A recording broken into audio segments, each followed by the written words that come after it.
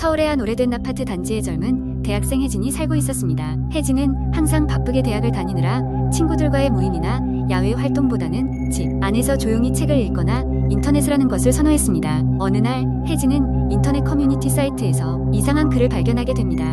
망자의 방이라는 제목의 글이었습니다. 망자의 방은 오래된 도시 전설로 특정한 사람에게만 보이는 방에 대한 이야기였습니다. 이 방에 들어가게 되면 그 방에서 영원히 나오지 못하게 된다고 했습니다. 호기심이 많았던 혜진은 이 이야기에 매료되었습니다. 그녀는 밤마다 그 방에 대한 정보를 알아보기 시작했고 점점 더 이 전설에 빠져들게 되었습니다. 어느 날 밤 혜진은 인터넷에서 망자의 방에 들어갔다가 살아 돌아온 사람의 인터뷰라는 글을 발견했습니다. 그 사람은 자신이 경험한 것들을 상세히 설명했고 방의 위치를 암시하는 지도까지 첨부했습니다. 혜진은 그 지도가 자신이 살고 있는 아파트 단지를 가리키고 있다는 것을 깨달았습니다. 호기심이 절정에 달한 혜진은 결국 그 방을 찾아가 보기로 결심했습니다. 다음 날 새벽 혜진은 조용히 아파트를 나섰습니다. 그녀가 가진 지도는 아파트의 오래된 건물 중 한 곳에 있는 방을 가리키고 있었습니다. 빛이 거의 들지 않는 복도를 지나 그녀는 지도에서 설명한 대로 오래된 철제 문 앞에 도달했습니다. 이상하게도 이 문은 항상 잠겨 있었을 텐데 그날따라 약간 열려 있었습니다. 그녀는 조용히 문을 열고 방에 들어갔습니다. 방 안은 어두웠고 오래된 가구들이 여기저기 널려 있었습니다. 이상하게도 방 안은 외부와 달리 차가운 기운이 감돌았습니다. 그녀는 휴대폰 손전등을 켜고 방 안을 살펴보기 시작했습니다. 벽에는 오래된 사진들이 걸려 있었고 물건들은 먼지가 쌓여 오래된 시간의 흔적을 드러내고 있었습니다. 그때 방 한 구석에서 이상한 소리가 들려왔습니다. 그녀는 조심스럽게 그쪽으로 다가갔습니다. 그곳에는 낡은 거울이 하나 있었는데 그 거울 속에 자신이 아는 다른 모습이 비치고 있었습니다. 놀라서 뒤로 물러난 혜진은 그제서야 그 거울 속 사람이 자신을 가만히 응시하고 있는 것을 알아차렸습니다.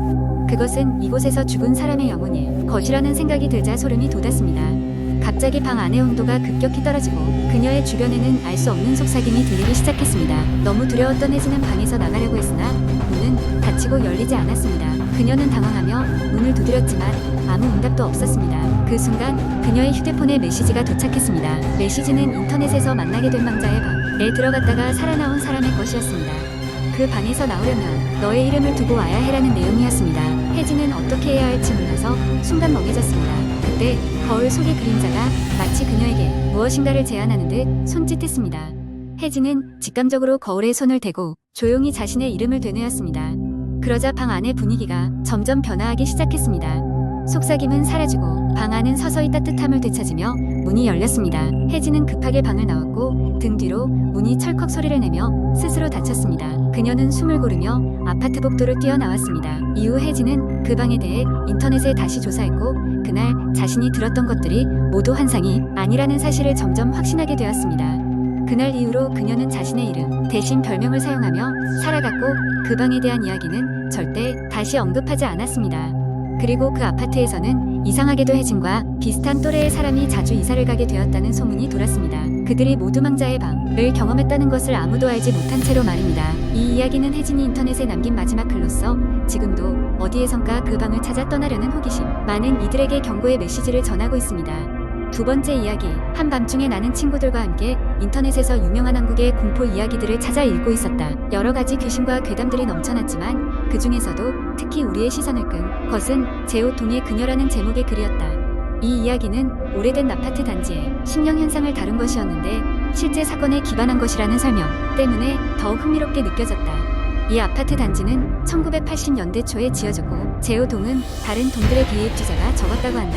그 이유는 바로 그곳에 사는 사람들이 자꾸 이상한 경험을 하게 된다는 것이었다. 처음에는 작은 소문에서 시작된 것이 어느새 그곳을 지나는 모든 사람들에게 익숙한 이야기가 되었다. 이야기의 시작은 한 가족이 제오동으로 이사 오면서부터 시작되었다. 그들은 첫날 밤부터 이상한 소음을 듣기 시작했다. 마치 누군가가 복도에서 빨리 걷는 듯한 소리였지만 문을 열고 나가보면 아무도 없었다. 처음에는 이사가 많아 피곤해서 그들이 잘못 들은 것이라 생각했다. 그러나 점점 더 소리가 명확해졌고 가족 모두가 그것을 감지할 수 있었다. 시간이 갈수록 상황은 악화되었다. 딸의 방에서 벽에 걸린 액자가 혼자서 땅에 떨어지고 한밤중에 TV가 저절로 켜지는 일도 발생했다. 가장 무서운 것은 딸아이가 무언가에 홀린 듯한 상태로 자주 방 안을 배회하며 중얼거리기 시작했다는 것이었다. 처음엔 그냥 잠결에 걷는 것이라 여기고 넘어갔지만 딸의 중얼거림이 점차 귀신 이름을 부르는 것으로 판명되자 가족은 두려움에 사로잡히게 되었다. 결국 가족은 제오동을 떠나기로 결정했다. 이사가는 날 이상한 점을 발견했다. 딸아이의 방 벽지 안쪽에 이상한 그림이 그려져 있었던 것이다. 그것은 마치 어린아이가 그린 듯한 그림이었는데 벽에 낙서처럼 여러 겹 덧붙여진 모습이었다. 그림 속에는 웃고 있는 여자의 얼굴이 빼곡히 그려져 있었다. 그리고 가족들은 이사 하룻밤을 제오동에서 더 보냈다. 다음 날 그들은 제오동을 나섰고 다 끝난 줄 알았지만 다른 밤마다 마치 그 아파트에 있는 것처럼 똑같은 소리를 듣는다고 말했다. 더 이상 참을 수 없었던 가족은 무당을 찾아가 상황을 이야기했지만 무당은 단지 그곳에서 나오는 것이 정답이라며 더 이상의 정보를 알려주지 않았다. 이후로도 한동안 그 딸은 잠을 제대로 잘 수 없었고 다른 곳으로 이사를 가서야 그 기이한 현상은 끝났다. 제오동은 이후에도 계속해서 새 가족들이 이사를 와보려 했지만 한결같은 현상 때문에 아무도 오래 머물지 못했다. 차츰 사람들에게서 잊혀지나 싶었지만 그곳을 지나던 누군가가 이상한 느낌을 받았다는 소문은 여전히 떠돌고 있다. 결국 그 아파트 단지 제오동은 철거될 운명이 되었다. 건물이 부서지는 날 그곳에는 아파트의 오래된 입주민들과 도시에 오기신 많은 사람들이 모여들어 마지막 순간을 지켜봤다. 그리고 철거가 끝난 그 자리에 서 있는 많은 사람들은 모두 약속이라도 한 듯 차가운 소름이 돋는 무언가를 느꼈다는 말을 남겼다. 그 자리는 그 후로도 오랫동안 아무런 개발이 이루어지지 않았으며 불가사의하게도 그 근처를 지날 때마다 이상한 기운을 느끼는 사람들이 생겨났다. 제오동의 그녀 이야기는 그렇게 시간이 흘러도 잊히지 않는 괴담으로 가끔씩 인터넷에서 누군가 이 이야기를 새롭게 적어내며 또 다른 버전을 만들어내곤 했다. 하지만 한 가지는 변하지 않았다. 그 동네 사람들에게 제오동은 아직도 말하기 꺼려지는 주제이며 그곳은 지나치지 않도록 신경 써야 할 장소로 남아있다는 것이다. 세 번째 이야기 항구. 인터넷에서 자주 접할 수 있는 공포 이야기는 주로 실화라 주장되거나 도시 전설 형식으로 전개됩니다. 이러한 이야기는 독자에게 일상 속보람감을 조성하여 강한 인상을 남깁니다. 이번에 소개할 이야기는 최근에 인터넷 커뮤니티에서 큰 화제가 된 밤길의 추적자라는 제목의 이야기입니다. 서울의 한적한 주택가에 살고 있는 대학생 수지는 평소 늦은 시간까지 도서관에 머무는 일이 잦았다. 그날도 여느 때처럼 공부를 마치고 집으로 돌아가는 길이었다. 밤 11시가 조금 넘은 시간 이미 거리에는 인적이 드물었다. 평소에는 별로 신경 쓰지 않았지만 그날따라 어딘가 모르게 싸늘한 느낌이 들었다. 수지는 버스 정류장에서 내려 자취방으로 향하는 익숙한 길을 걷고 있었다. 그때 누군가의 발소리가 들려왔다. 수지는 가벼운 마음으로 뒤를 돌아봤지만 거리 곳곳에 희미하게 비치는 가로등 불빛 아래로는 사람의 그림자가 보이지 않았다. 그녀는 괜한 긴장감이라며 웃어넘기고 발걸음을 재촉했다. 하지만 몇 분 후 또다시 발소리가 들리기 시작했다. 이번에는 좀 더 가까워진 듯한 느낌에 수지는 두려움이 밀려왔다. 다시 한번 뒤를 돌아보자 이번에는 분명히 멀찌감치 떨어진 곳에서 한 남자가 그녀를 바라보고 있는 것이 보였다. 그는 검은 옷을 입고 고개를 푹 숙인 채 서 있었다. 수지는 속도를 높여 빠르게 걸어갔다. 하지만 남자의 발소리 또한 점점 그녀에게 가까워지고 있었다. 이제 골목길로 접어들자 발소리는 거의 바로 뒤에서 들려오는 듯했다. 그녀는 이대로라면 무슨 일이 벌어질지 모른다는 생각에 겁에 질렸다. 곧장 눈앞에 편의점이 보였다. 수지는 그곳이라면 안전할 것이라는 생각의 전속력으로 달려 문을 열고 들어갔다. 좁고 밝은 편의점 내부에는 아르바이트생 한 명이 카운터에 앉아 핸드폰을 보고 있을 뿐이었다. 가쁜 숨을 몰아쉬며 수지는 아르바이트생에게 방금 있었던 일을 설명하고 도움을 요청했다. 하지만 밖을 내다본 아르바이트생은 아무도 없다고 말했다. 수지는 안심하며 카운터 앞에 놓인 작은 의자에 앉아 상황을 정리하기 시작했다. 몇 분 뒤 수지는 집으로 돌아가야 한다는 생각에 일어나 편의점 문을 열었다. 그러나 여전히 거리는 적막했다. 집까지는 이제 겨우 몇 블록 남지 않은 거리였다. 그녀는 침착함을 되찾으려 노력하며 최대한 빠른 걸음으로 걸었다. 그런데 이번에는 더욱 소름 끼치는 일이 일어났다. 마치 순간이동이라도 한 듯 몇 걸음 뒤에 검은 옷을 입은 남자가 그녀를 따라오고 있었다. 수지는 공포에 질려 도망치기 시작했다. 그녀는 주변 주택가의 다급한 도어벨을 누르며 도움을 청하기 위해 애썼지만 아무도 문을 열어주지 않았다. 그때 갑자기 그녀의 가방 속에서 진동이 느껴졌다. 휴대폰이었다. 친구로부터 걸려온 전화였다.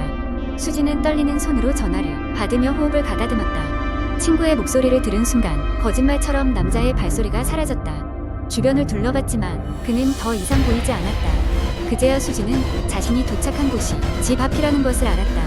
온몸이 땀으로 범벅이 된 채 집 안으로 뛰어들어간 그녀는 문을 잠그고 바닥에 주저앉았다. 친구는 통화 내내 그녀를 달래주려 했지만 수지는 결국 눈물을 터뜨리고 말았다. 아무 일도 일어나지 않았지만 그녀에게는 그날의 기억이 오랫동안 지워지지 않았다.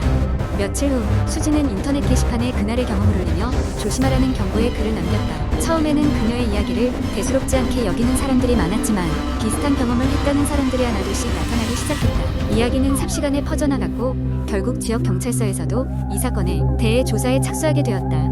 하지만 문제의 남자는 끝내 잡히지 않았다. 그리고 이상하게도 그 이후로는 그 지역에서 비슷한 사건이 보고되지 않았다. 많은 사람들은 그 이야기를 단순한 헛소문으로 치부했지만 수지는 지금도 늦은 밤이 되면 가끔 창밖을 두리번거린다고 한다. 마치 그가 언젠가 다시 나타날지도 모른다는 불안감 때문인 것처럼 말이다. 이 이야기는 정말로 일어난 일인지 아니면 단순한 도시 전설에 불과한지는 알 수 없다. 하지만 한 가지 분명한 것은 공포란 언제나 우리 곁에서 예기치 못한 순간에 다가올 수 있다는 것이다.